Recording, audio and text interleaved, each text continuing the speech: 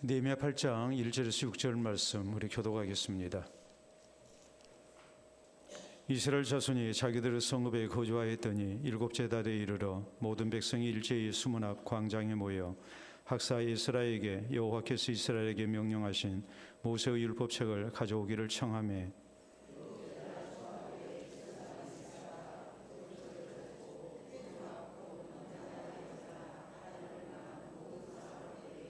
수문 앞 광장에서 새벽부터 정오까지 남자나 여자나 알아들을 만한 모든 사람 앞에서 읽음에 무 백성이 그 율법책에 귀를 기울였는데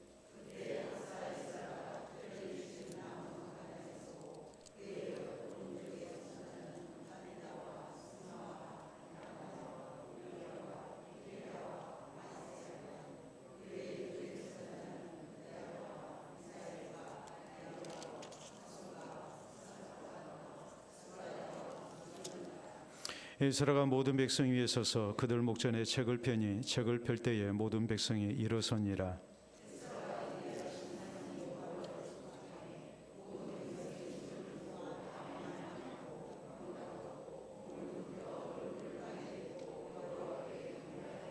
아멘. 오늘 느헤미야 강의 14번째 시간입니다. 우리가 1년 12달을 놓고 볼 때 제일 행사가 많은 달이 언제일까요? 제일 행사가 많은 달 1월부터 12월까지 놓고 보면 몇 월일까요? 예? 자기 생일 있는 달 얘기하지 마시고 언제가 제일 행사가 많고 바빠요. 언제냐고 그러니까 자꾸 자기 생일 있는 달을 얘기를 해요. 5월이죠. 5월달 행사가 참 많죠. 여러분 알다시피 5월 1일은 무슨 날일까요?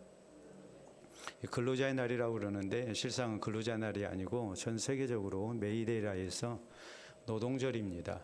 근로자의 날 이렇게 해버리면 무슨 문제가 되냐면 노동자의 이 근로 의욕을 고취시키기 위해서 그래서 이제 생겨난 고용주 입장에서 정한 날이거든요.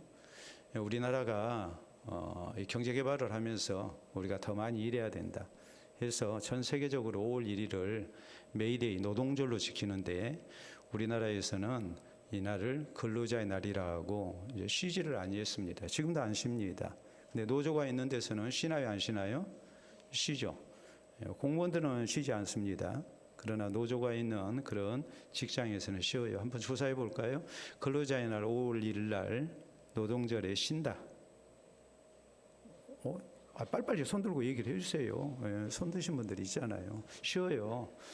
왜 쉬느냐 했을 때에 노동자의 권익을 또 복지를 이렇게 향상시키고 보호하기 위해서 노동자들이 투쟁을 해가지고 얻은 날이에요.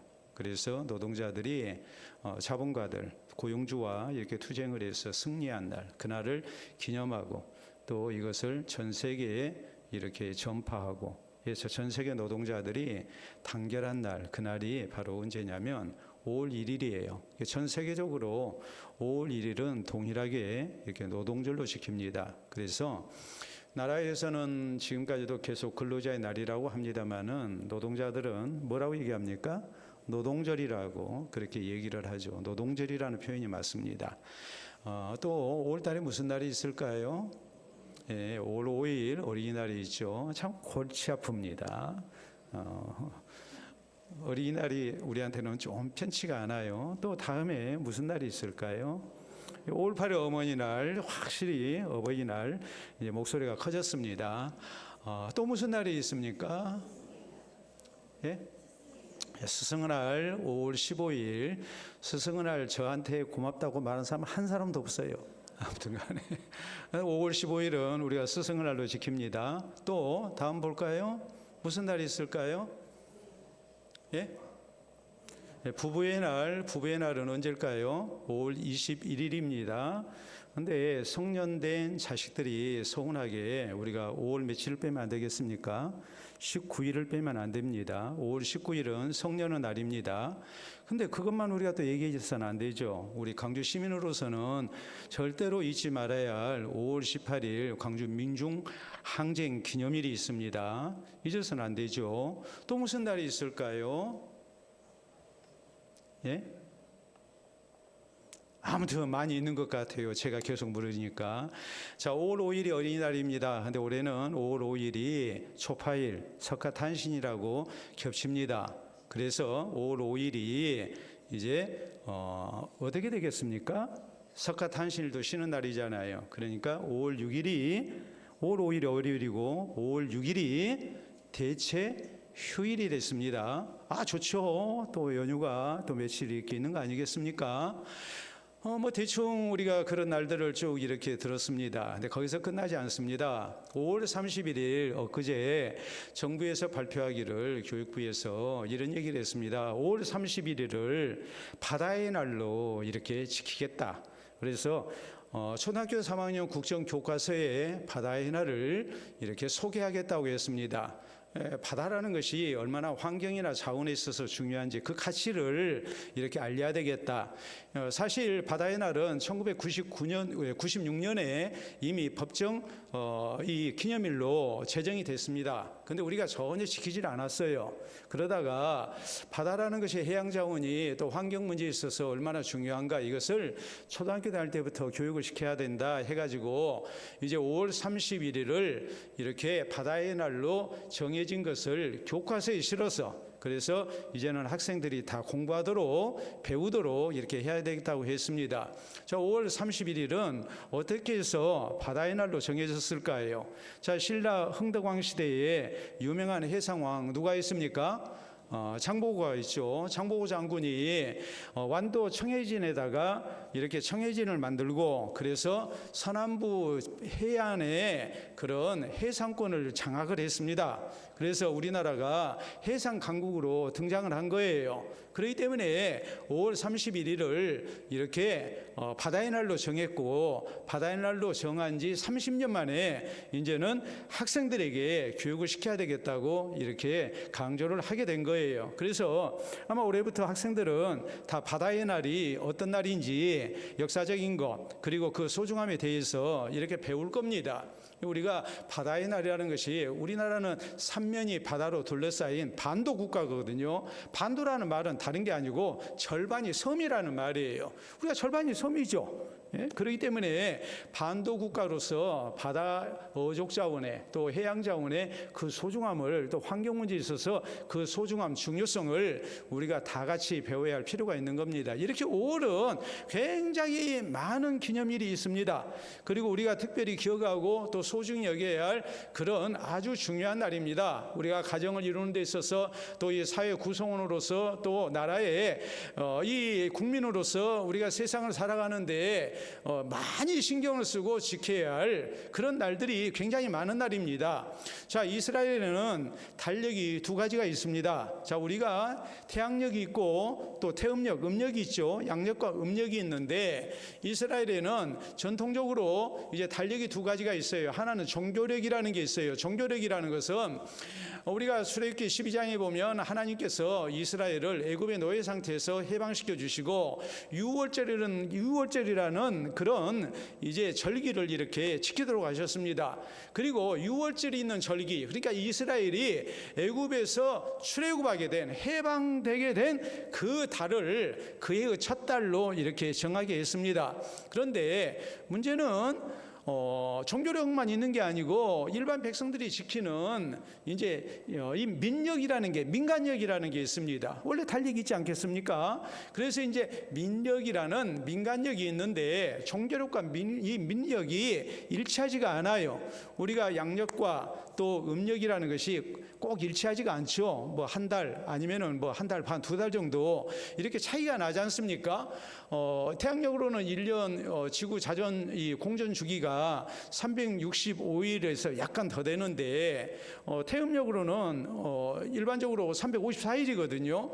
그러니까 이렇게 뭐 11일, 2일 정도 이렇게 차이가 나요. 그러니까 뭐 한 3년쯤 지나고 나면 이제 윤년이 돼가지고 이렇게 윤달이 끼게 되죠. 그래야만이 이제 대충 비슷하게 나간단 말이에요. 마찬가지예요. 종교력을 새로 정했는데 원래 민력이라는 게 있어요. 그래서 종교력으로 이제 이스라엘이 애굽에서 나온 것이 1월이지만 이게 민력으로는 언제가 되느냐? 7월이 됩니다. 그렇기 때문에 이게 이제 큰 차이가 나요. 그리고 오늘날 태양력으로는 이 종교력으로 1월이 언제쯤 되느냐? 3월에서 4월 정도 돼요. 그러니까 예수님께서 6월절에 양으로 오셨습니다. 6월절 지키는 달이 종교력으로 1월이에요. 태양력으로 언제가 되겠습니까? 3, 4월이라고 그랬죠. 그러니까 자연히 예수님께서 6월절의 양으로 십자가에서 죽으시고 3일 만에 부활하신 날, 우리가 부활주일을 지킵니다. 부활주일이 되게 언제 오던가요?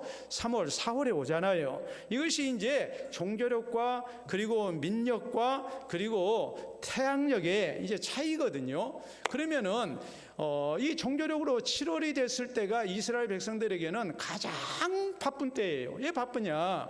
이때 종교적으로 이스라엘이 지켜야 할 절기들이 이렇게 집중이 되어 있기 때문에 그렇습니다.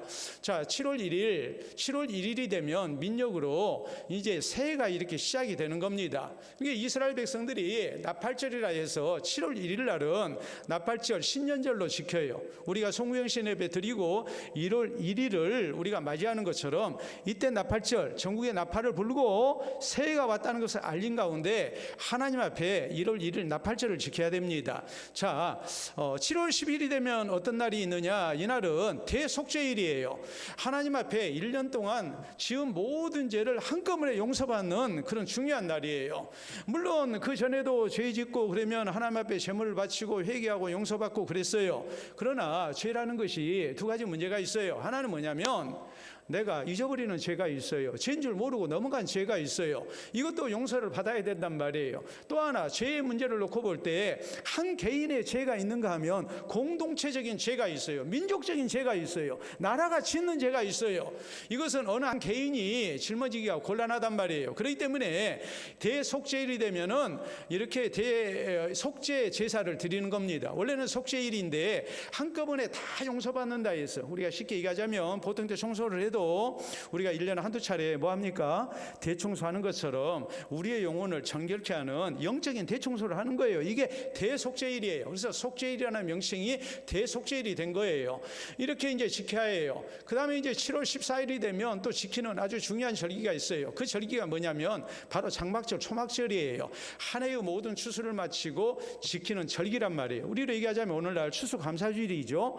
이런 이제 절기들을 지켜야 돼요. 왜 7월 달이면 참 바쁜 때거든요. 자, 이 바쁜 때에 아주 중요한 사건들이 있는 이때를 소홀히 여길 수가 없고 이스라엘이 하나님과의 바른 관계를 위해서 또 이스라엘 공동체가 하나님 앞에 바로 서기 위해서 이런 이제 절기들을 소중히 지켜나가야 되는데 오늘 성경 말씀은 이때 되어진 한 사건을 우리에게 소개를 하고 있는 겁니다. 자, 지금까지 우리가 살폈던 말씀 그건 다른 게 아니고 느헤미야와 이스라엘 백성들이 하나님을 의지하는 가운데 이렇게 성벽을 예루살렘 성벽을 재건을 했습니다. 그동안 많은 방해가 있었습니다. 또 시험거리가 있었습니다.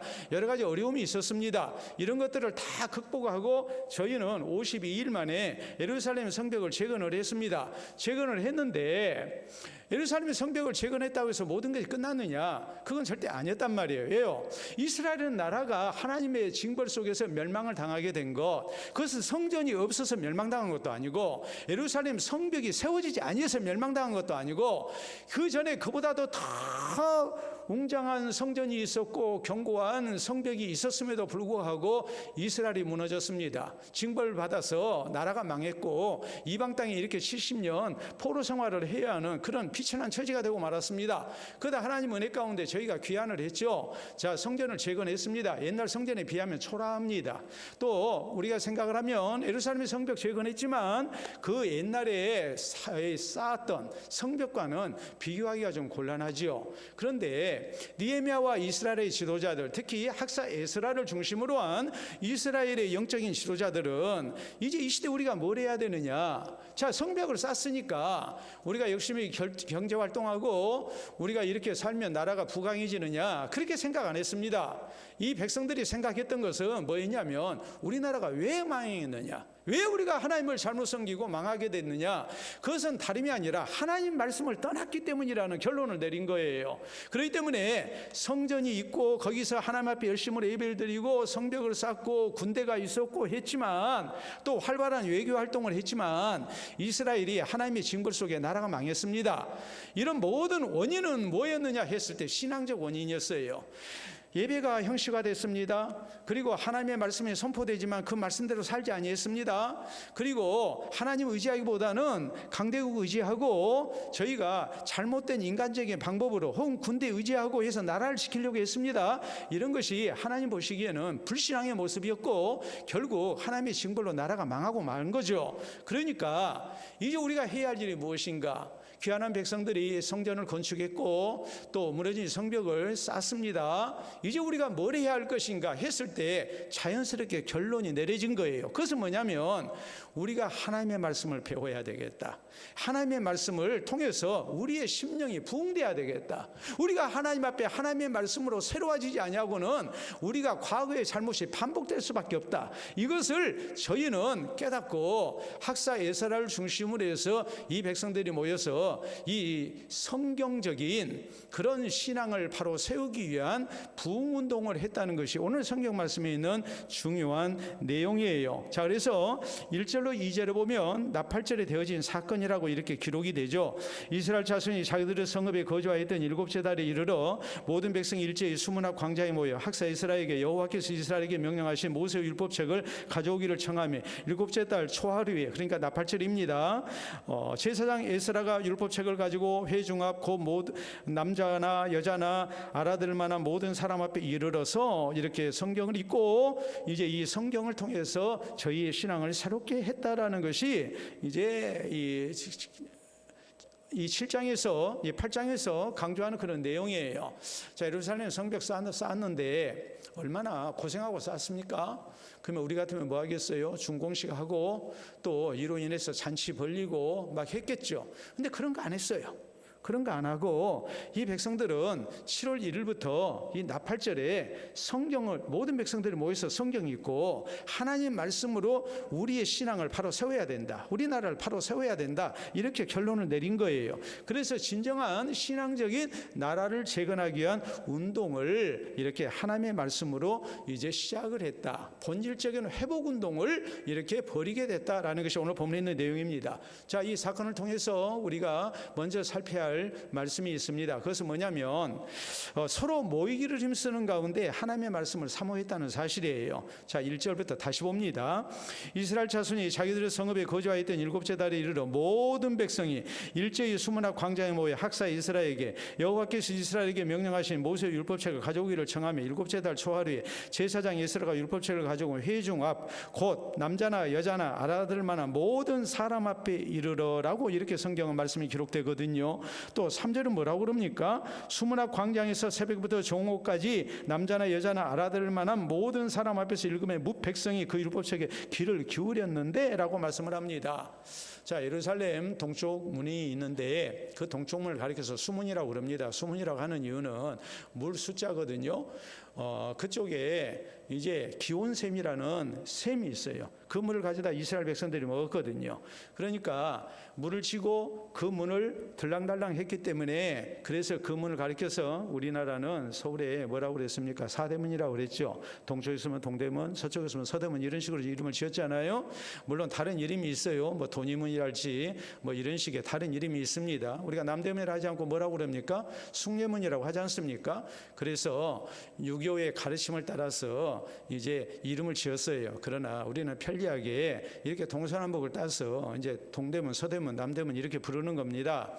근데 이스라엘 백성들 예루살렘 성을 둘러싸고는 여러 성문이 있는데 그 가운데 이 기온샘이 있는 곳, 물을 치고 출입하는 그 문을 가리켜서 수문이라고 그랬어요. 그래서 수문학 광장에 이스라엘 백성들 모든 백성이 모인 거예요. 그래서 이 모든 백성들이 다 모였다. 굉장한 열심이죠. 학사 에스라를 중심으로 해서 이 백성들이 하나님의 말씀을 듣는 거예요. 그런데 학사라는 말은 서기관이라는 말이고 성경을 연구하고 말씀을 가르치는 직분자를 이제 학사라고 얘기를 하는 겁니다. 그래서 학사 에스라를 모시고서 하나님의 말씀을 듣는데 그때가 언제였느냐? 새벽부터, 그러니까 아침 6시부터 정오까지 12시까지 6시간 동안을 저희가 하나님의 말씀을 듣는 거예요. 이거 보통 열심이 아니란 말이에요. 그리고 특별히 지은 나무 강단에 서서 하나님의 말씀을 전했다 그랬어요. 왜 특별히 지은 나무 강단이 있어야 했겠습니까? 모든 백성이 모이니까 사람들이 많이 모였기 때문에 이제는 어떤 문제가 생기겠어요?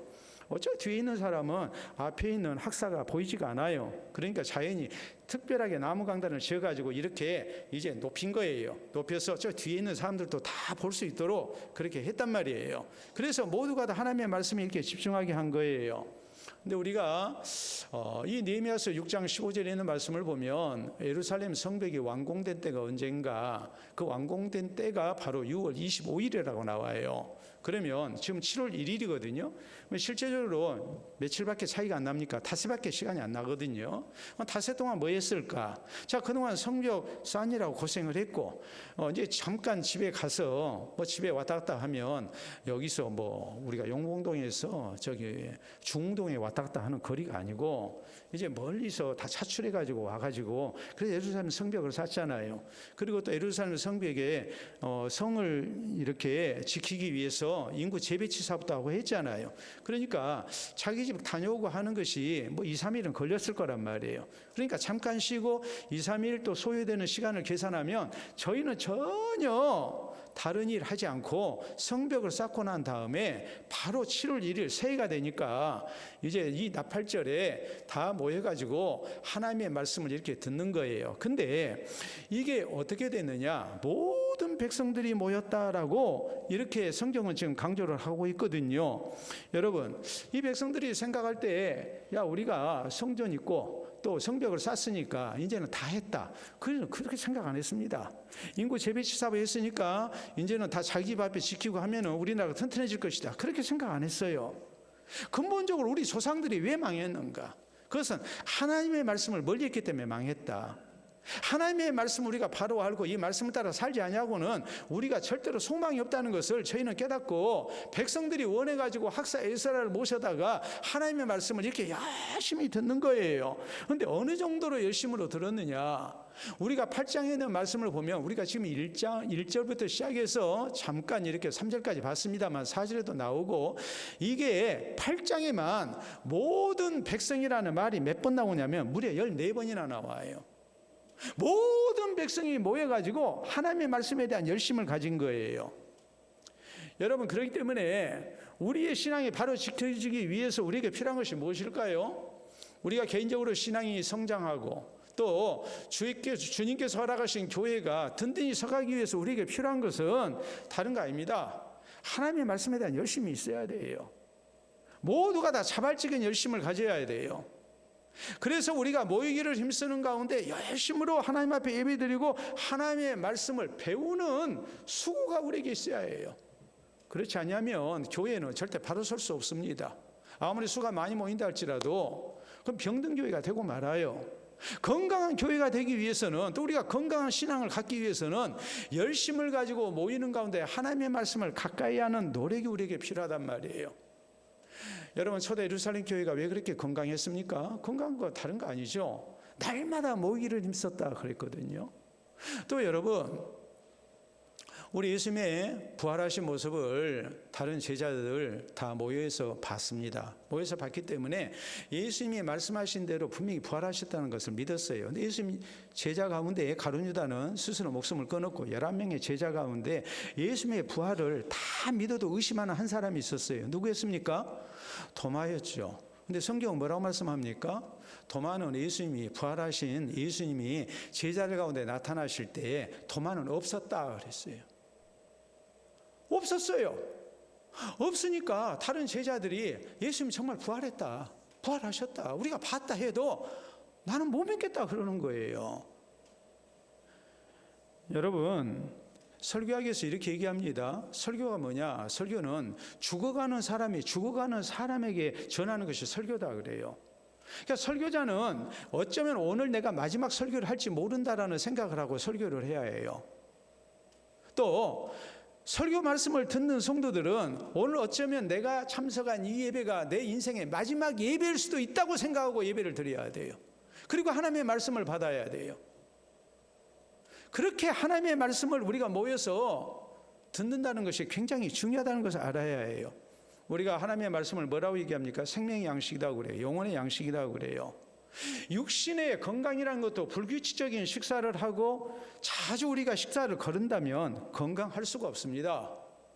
아니, 하나님의 말씀을 생명의 양식이라고 그러면서, 영혼의 양식이라고 그러면서 우리가 하나님의 말씀을 주기적으로 대하지를 못한다면, 교회에서 선포되는 하나님의 말씀을 우리가 정기적으로 공급받지 못한다면 그 사람이 영적인 건강을 얻겠습니까? 그 신앙이 바로 되겠습니까? 그건 절대로 우리가 기대할 수 없는 일이죠. 저는 그런 얘기를 해요. 아이고, 목사님 피곤해요, 졸려요. 졸아도 좋으니까 교회는 오셔야 해요. 왜 그러느냐? 제가 아무리 설교를 여러분에게 열심으로 전했다 할지라도 여러분이 그 말씀 다 기억하는 거 아니에요. 예? 대표기도 하면서 그러잖아요. 우리가 하나님 말씀대로 살겠다고 다짐을 했습니다마는 우리가 세상 가운데 살면서 하나님 말씀 다 잊어버리고 살았습니다. 하나님 용서해 주세요. 대표기도 하신 분들이 장로님들도 그렇고 권사님들, 집사님들도 꼭 그 기도 하시잖아요. 근데요, 그 영혼이 깨어나는 것은 한 말씀을 통해서도 깨어날 수가 있어요. 졸다가 번쩍 나게 하는 한 말씀이 들릴 수가 있어요. 그러니까 우리가 열심으로 모여서 하나님의 말씀을 우리가 들어야 하는 거예요. 예배를 열심히 드리고 예배 시간을 통해서 선포되는 말씀을 우리가 가까이 해야 되는 거예요. 예배 시간 빠져서 부득이하게 말씀을 못 들었다면 뭐로라도요? 유튜브를 통해서라도 하나님 말씀을 드려야 돼요.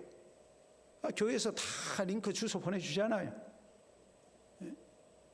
더구나 저는 강해 설교하는데 더더욱 그리하지 않습니까? 여러분, 히브리서 10장 24절 25절에 있는 말씀을 보면 서로 모이기를 힘쓰는 가운데 사랑과 선행을 격려하도록이라. 모이기를 피하는 어떤 사람들 습관처럼 하지 마라. 예수님이 재림하실 날이 다가올수록 더욱 그리해야 된다라고 강조를 해요. 근데 오늘날에는요, 참 편하게 믿으려고 하는 그런 풍조가 강해요. 옛날에는 상상할 수 없는 일들이 많이 벌어집니다. 저희 교회는 1년 365일 새벽 예배 다 드립니다. 근데요, 많은 교회들이 공식적으로 주일날 새벽 예배 안 드립니다. 월요일 날은 목회자들 쉬는 날이라고 빠집니다. 그리고 부교역자가 이렇게 예배를 드린다는 경우가 많죠.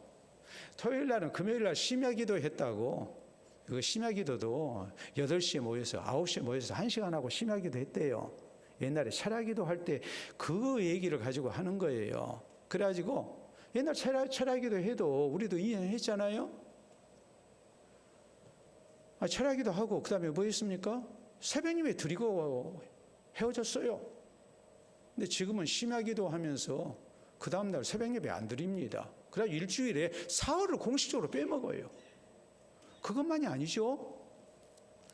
여러분, 지난 성탄절이 무슨 요일이었습니까? 수요일이었습니다. 그랬더니 저한테 물어요. 목사님, 수요일날 저녁 예배 드립니까? 그래요. 아이고, 예배 드리죠. 왜 그러십니까? 그랬더니 다른 교회는 안 드린다고 그럽니다. 시내 교회 가운데 성탄절 수요일 저녁 예배 안 드린 교회가 많습니다. 제가 그랬어요. 그 교회는 틀림없이 송구영신 예배 드리고 1월 1일이 수요일인데 수요일날 저녁에 아마 예배 안 드릴 겁니다. 예배 드렸을까 안 드렸을까요?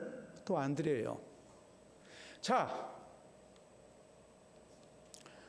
1월 달에 중요한 명절이 있었어요. 설입니다. 설 명절 27날이 무슨 날이었습니까? 월요일인데 임시 공휴일이었어요. 근데 설은 그날이 무슨 날입니까? 수요일이죠. 화, 수, 목입니다. 그랬더니 설날, 그러니까 29일 날 설날 저녁에 예배 드렸을까요? 안 드렸을까요? 또 안 드려요. 이게 성경적이냐는 거예요. 네? 온갖 핑계를 대면서 모이질 않아요. 이건 성경적이 아니에요. 그건 절대 바른 신앙의 모습이 아니에요. 성도는 모이기를 힘쓰는 가운데 하나님 앞에 예배를 통해서 내 영혼을 점검하고 정결케 하기를 힘쓰는 가운데 또 하나님의 말씀을 통해서 하나님의 뜻을 분별하고 하나님 뜻대로 살기를 다짐하고 힘써야 됩니다. 그래야 우리의 신앙이 지켜지고 영혼이 지켜진다는 것을 잊지 마시기를 바랍니다. 두 번째는 우리에게 뭘 말씀을 하느냐, 하나님을 경외하는 가운데 하나님의 말씀을 받았다는 사실이에요. 3절에 있는 말씀을 보면 새벽부터 정오까지 6시간 동안입니다. 6시간 동안 성경을 봉독합니다. 그런데 이 성경 봉독하는 말씀을 귀를 기울여서 들었어요.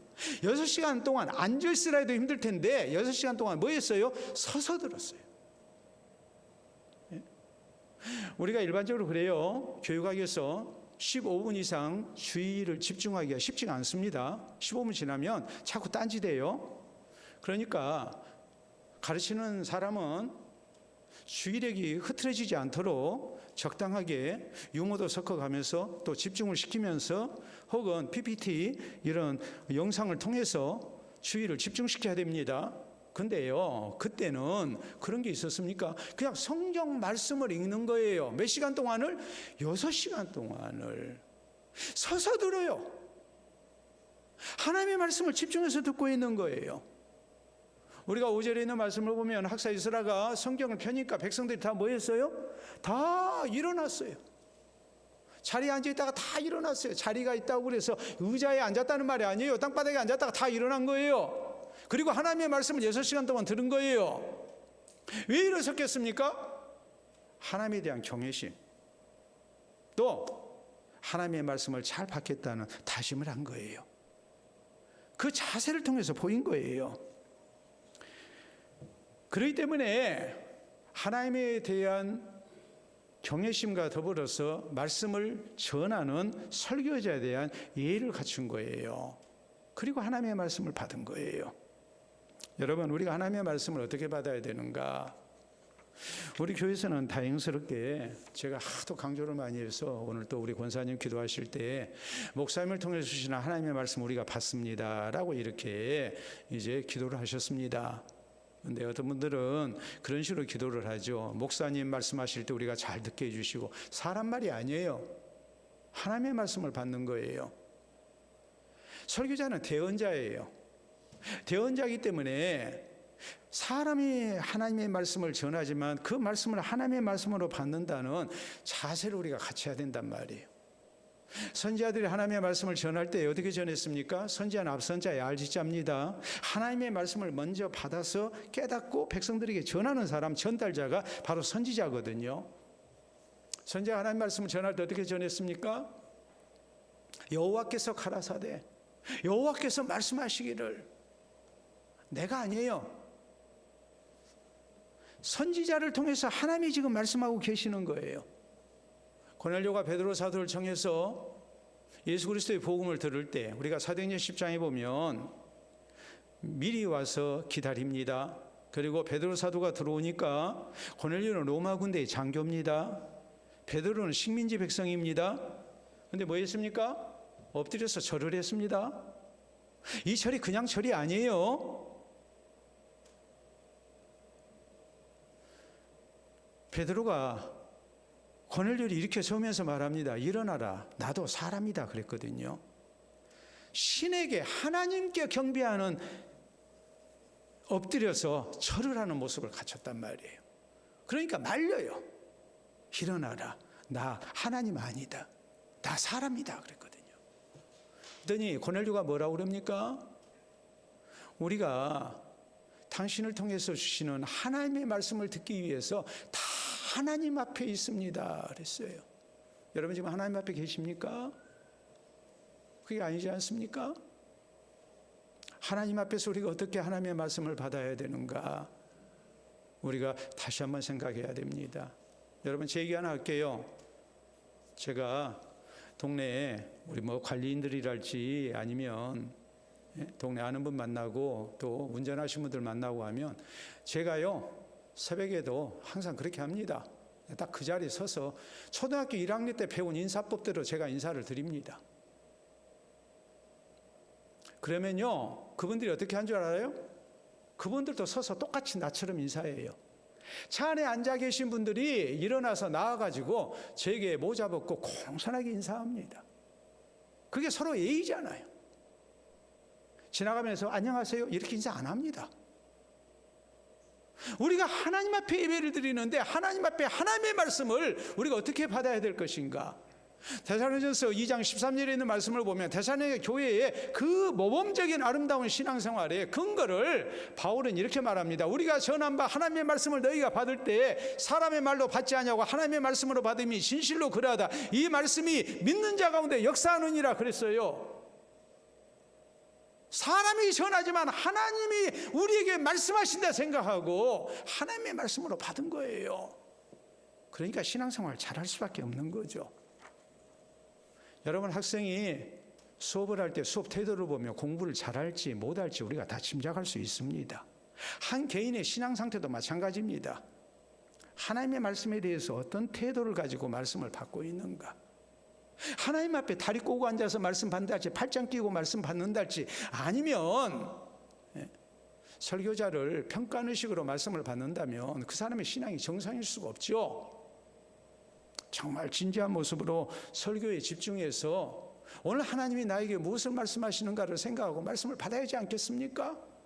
내가 저 말씀 내가 듣지를 못하면 내가 죽는다는 각오 속에서 우리가 하나님의 말씀을 받아야 하지 않겠습니까?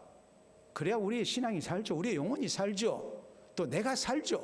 교회가 살죠. 오늘 이스라엘 백성들이 어떤 모습으로 하나님의 말씀을 받았는가?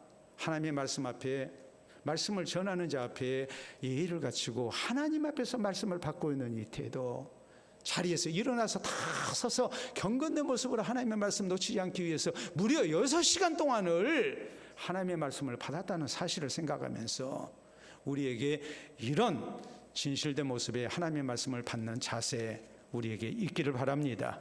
세 번째, 하나님의 말씀을 어떻게 받았는가? 전적인 순종을 다짐하면서 하나님의 말씀을 받았어요. 자, 6절에 있는 말씀 보도록 합니다. 거기 보면 에스라가 위대하신 하나님 여호와를 송축하며 모든 백성이 손을 들고 아멘 아멘 하고 응답하고 몸을 굽혀 얼굴을 땅에 대고 여호와께 경배했다고 성경은 말씀합니다. 두 손을 들고 아멘 아멘 하고 응답을 했습니다. 그리고 얼굴을 땅에 대고 하나님께 경배합니다. 이것은 철저한 믿음의 자세를 고백하고 있는 거예요. 아멘 아멘 했어요. 엎드려 경배한 것은 우리에게 말씀 전해주셔서 고맙습니다가 아니에요. 하나님 앞에 엎드려 경배한 거예요. 하나님, 우리가 하나님께서 주신 말씀 그대로 믿고 그대로 순종하겠습니다라는 말이에요. 두 손을 높이 든 것은 전적인 의지와 경배의 자세죠. 그리고 아멘 아멘 했거든요. 아멘은 대체적으로 세 경우에 사용이 됐어요. 서로 맹세할 때 아멘이라고 했습니다. 두 번째는 어떤 때 아멘을 했는가? 하나님의 말씀에 대해서 그대로 믿는다는 신앙 고백을 할 때에 아멘이라고 했어요. 세 번째는 언제 아멘을 했는가? 서로 간에 신뢰가 주어질 때 아멘이라고 했어요. 그러니까 이스라엘 백성들이 하나님의 말씀을 받을 때 두 손을 높이 들고 아멘하고 그 다음에 엎드려서 경배한 것은 무엇을 의미하겠습니까? 우리는 하나님의 말씀을 하나님의 말씀으로 받습니다. 우리는 이 하나님의 말씀 앞에 전적으로 복종할 것을 다짐합니다. 우리는 맹세합니다. 이런 의미였단 말이에요. 우리가 하나님의 말씀을 어떻게 받아야 합니까? 오늘 은혜스러웠다. 그렇게 우리가 받아야 됩니까? 그게 답니까?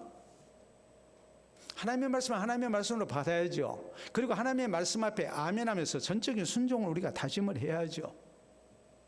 하나님께서 모세를 통해서 하나님의 말씀 율법을 주시고 이 율법이 선포될 때 이스라엘 백성들이 축복의 말이든 저주의 말이든 다 뭐 하겠습니까? 아멘 아멘 하겠어요. 아멘 한 번도 아니고 두 번씩 하게 했어요. 우리가 성경 봉독될 때 또 설교할 때 우리가 뭐라고 그럽니까? 아멘이라고 그러죠. 다 그런 의미입니다. 나는 그 말씀을 진실되게 하나님의 말씀으로 받습니다. 나는 하나님의 말씀에 순종하겠습니다. 이 다짐이거든요. 초대 예루살렘 교회의 성도들이 그 아름다운 신앙생활을 할 수 있었던 것은 사도들의 가르침을 따라서 말씀에 순종하고 살았기 때문이에요. 우리 예수님은 특히나 뭐라고 말씀하십니까? 나더러 주여 주여 하는 자마다 다 천국에 들어갈 것이 아니요 다만 하늘에 계신 내 아버지 뜻대로 행하는 자에 들어가리라라고 말씀하셨거든요. 말씀에 대한 순종이 그렇게 중요해요. 중국의 사상가 가운데 장자가 있습니다. 이 사람이 노나라를 방문했습니다.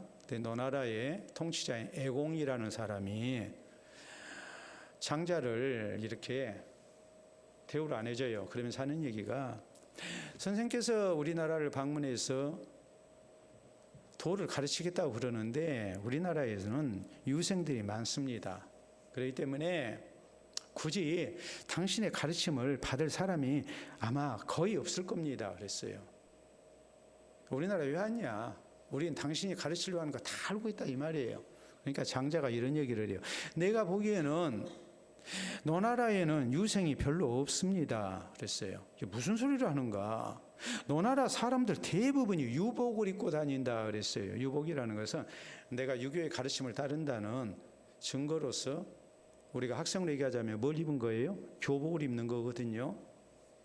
그러니까 장자가 이런 얘기를 해요. 유복을 입었다고 해서 유생이 되는 것 아닙니다. 지금 당장 왕명을 내려보십시오. 군자의 도를 닦지 않으면서 유복을 입고 다니는 자는 모두 사형을 시킨다고 왕명을 내려보십시오 그랬어요. 그래서 애공이 기분이 나빠가지고 그래 한번 해보자 그러고 유복을 입고 다니면서 그 가르침을 따르지 아니하는 자들은 다 죽이겠다 그랬어요. 그랬더니 닷새가 지나고 나니까 유복 입고 다니는 사람이 없었어요. 유명한 보네포 목사님이 이런 얘기를 했습니다. 입술만의 아멘은 값싼 은혜다. 가짜 은혜다 그랬어요. 생활 속에서 아멘이 나타나야 된다 그랬어요. 그게 진짜 은혜고 그게 고귀한 은혜다 그랬어요. 말씀을 받을 때 우리가 진실로 아멘 아멘 해야 됩니다. 그리고 우리의 삶 속에서 엎드려 경배하는 진실된 순종이 삶 속에서 나타나야 합니다. 그래야 진짜입니다. 우리가 이스라엘을 얘기할 때 이스라엘을 전체 지도를 놓고 보면 남북 길이가 한 400km 돼요. 상당히 긴 그런 모습을 갖고 있어요. 그런데 우리나라 한반도를 얘기할 때 삼천리 금수강산이라고 하지 않습니까? 삼천리면 대략 1200km인데 우리는 또 이것을 뭐라고 얘기하느냐? 백두에서 한라까지라고 얘기를 해요. 그런데 이스라엘은 뭐라고 그럴까요? 단에서 브엘세바까지라는 표현을 씁니다. 단이 제일 북쪽에 있고 브엘세바가 제일 남쪽에 있어요. 단에서 브엘세바까지 그러거든요. 그러면 한 400km 돼요. 근데 단 지역이 어디냐? 오늘날의 골란고원이에요. 그런데 이 단 지역에서 발굴 작업이 이루어진 가운데 1993년 7월 21일에 굉장히 중요한 고대 유물이 발견이 됐어요. 이 고대 유물을 뭐라고 얘기하느냐? 테일단의 석비 혹은 테일단의 비문이라는 말을 씁니다. 자, 테일이라는 것은 뭘 얘기하느냐? 언덕을 얘기해요. 구릉지대를 얘기를 해요. 이게 테일이에요. 그래서 거기를 파헤쳤더니 단 지역의 텔, 언덕, 구릉을 파헤쳤더니 거기서 이 비문이 나왔다 이거거든요. 근데 이게 굉장히 중요한 비문이에요. 자, 텔이라는 것을 제가 또 여러분에게 잠깐 얘기하자면 이스라엘의 수도는 예루살렘인데 실질적인 수도는 또 국제적으로 인정받는 수도는 텔아비브입니다. 텔아비브. 이게 텔이 붙고 그 다음에 뭐가 붙냐면 야파라는 말이거든요. 이것이 우리가 성경을 보면 성경에 요나서가 나와요. 요나서에 요나가 도망갔던 항구가 나오죠. 지중해상의 항구. 뭐입니까? 욥바거든요. 그러니까 이 텔아비브의 옛날 이름이 뭐냐면 욥바입니다. 근데 거기에 있는 구릉지대를 중심으로 해서 신도시가 건설이 됐어요. 이게 텔아비브예요. 텔이 무슨 말인지 알겠죠? 그리고 우리가 구약성경에 보면 뭐 베들레헴 아니면 뭐 베델 이렇게 나오거든요. 벳이 뭘까요? 집이라는 말이에요. 집. 네? 베들레헴 하면 떡방앗간이 많은 고을이었거든요. 떡집이라는 말이에요. 이런 식으로 이 이름이 붙어요. 근데 이 텔단의 비문이 왜 중요한가? 그것은 다름이 아니고 거기 있는 내용을 보니까 주전 9세기경 아람왕 하사일이라는 사람이 열왕기상 19장에 나오는데 이 사람이 이스라엘을 공격해서 승리를 거뒀습니다. 그 기록이 적혀 있는 거예요.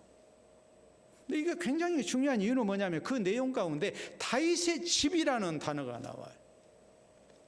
다윗의 집은 다윗 왕조를 말하거든요.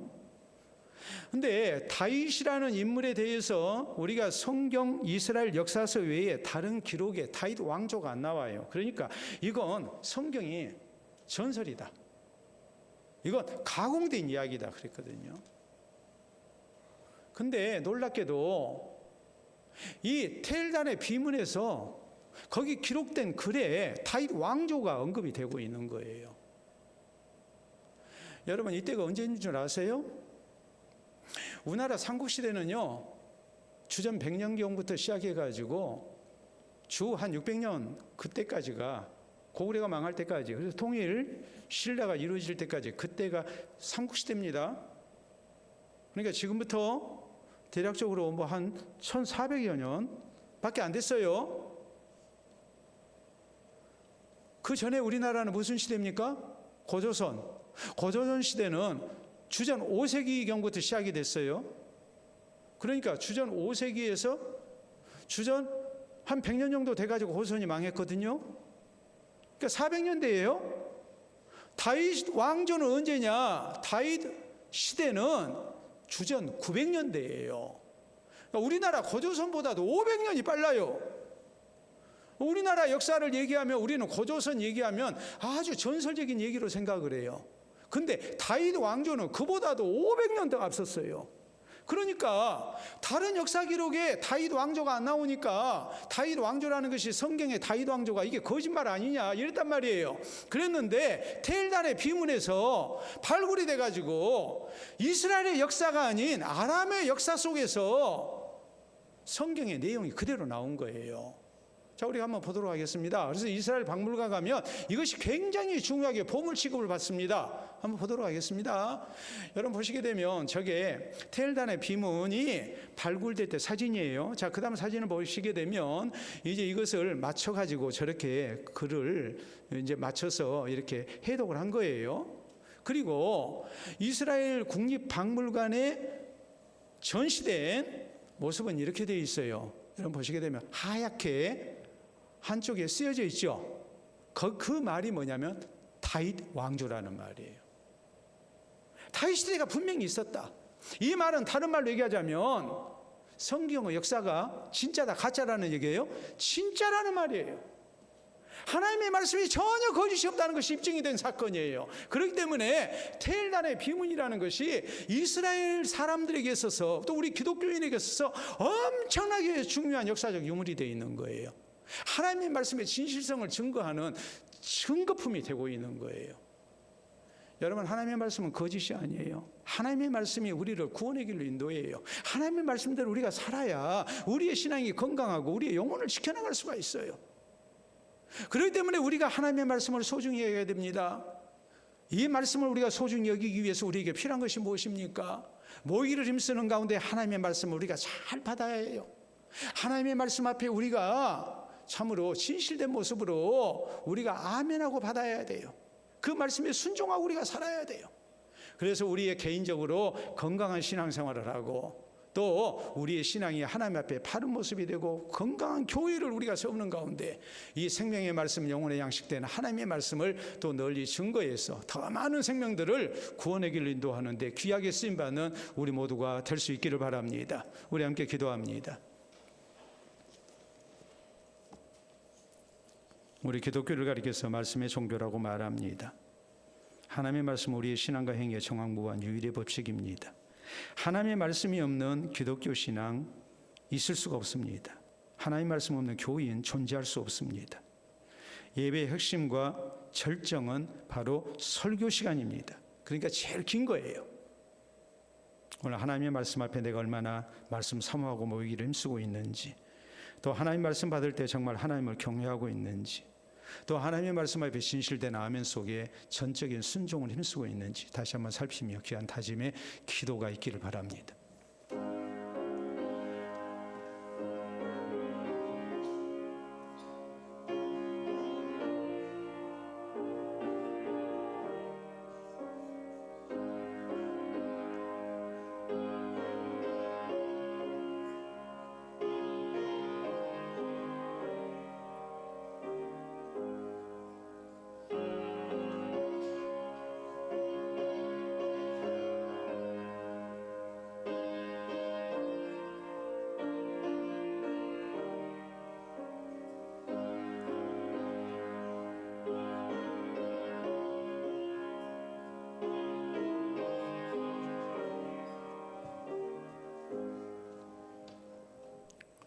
참으로 좋으신 우리 아버지, 은혜를 진심으로 감사합니다.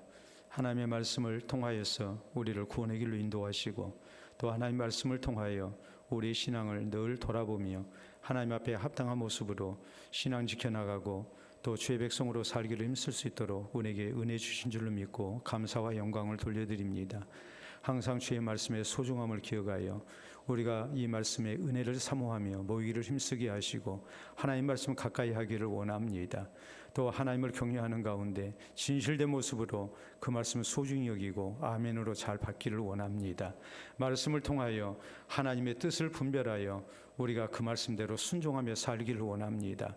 그래서 하나님 앞에 합당한 그리스도인이 되게 하시고 하나님의 백성 되게 하시고 또 우리 아름다운 삶을 통해서 주께 영광을 돌려드리며 많은 이들에게 진실된 신앙인으로 인정받고 저희를 구원의 길로 인도하는 데 귀하게 쓰임받는 우리 모두가 되게 해 주시옵소서. 말씀의 터 위에 굳건히 서가는 우리의 신앙이 되게 하시고 우리 교회 되게 하여 주시옵소서. 예수님 이름으로 기도하옵나이다. 아멘.